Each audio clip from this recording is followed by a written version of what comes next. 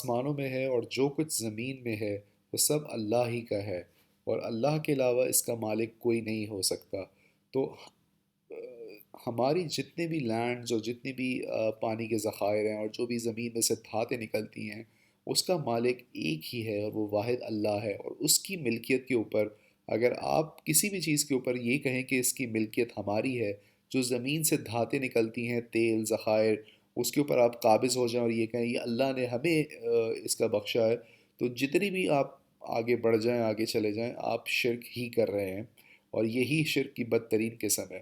Communism کا جو basic principle تھا وہ یہ تھا کہ بیسکلی کہ خدا ایگزسٹ ہی نہیں کرتا، خدا کا کوئی وجود ہی نہیں ہے، دنیا مٹیریلسٹک، مطلب کوئی ایگزسٹنس ہی نہیں ہے خدا کا۔ کارل مارکس جو اس کا فاؤنڈر تھا اپنا سر پکڑ کے بیٹھ گیا تھا، آئی مین اتنا مایوس ہو چکا تھا، اتنا مایوس ہو چکا تھا، کیونکہ اس کے اپنے پارٹی کے لوگ اس کو چھوڑ کے چلے گئے تھے۔ وہ اس کے پاس کوئی ویژن، مطلب اس نے اتنی خوبصورت نظام اس نے جو بنایا وہ چھوڑ کے چلے گئے، ہینس اے فیلڈ سسٹم۔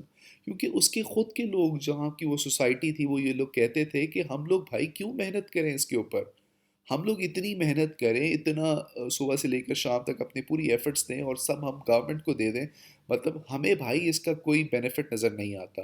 تم رکھو اپنا مقصد اپنے پاس، دنیا فانی دنیا، مطلب ہم دنیا میں مطلب آئے ہیں نہ، مطلب ہم لوگ اپنی مرضی سے جئیں گے، ہماری مرضی، ہم جیسے بھی جئیں، پیسے جس طریقے سے آ رہے ہیں، ہمارا کیا اس پہ کانسیپٹ ہے؟ جب خدا ایگزسٹ ہی نہیں کرتا، خدا کو ماننا ہی نہیں ہے، آخرت ہے ہی نہیں، تو دنیا میں ہم کیا پاگل ہیں کیا؟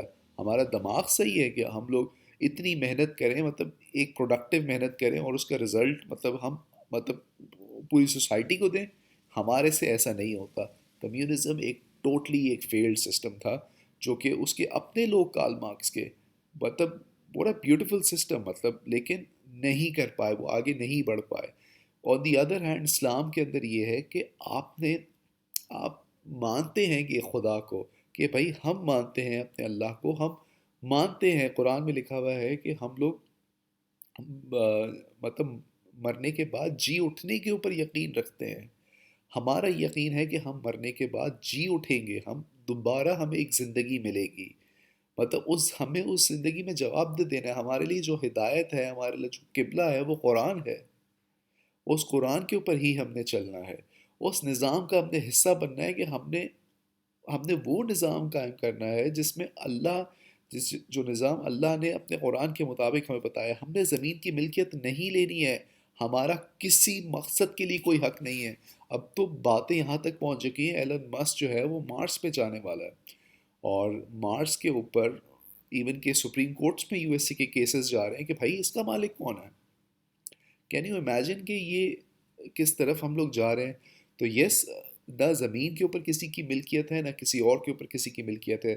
غلام احمد پرویز صاحب سے میں نے ایک چیز جو سیکھی، بہت آؤٹ اسٹینڈنگ سیکھی ہے، اور اس کو میں نے پریکٹیکلی اس کو میں نے فالو کیا، وہ یہ تھا، اگزامپل میں بعد میں دوں گا۔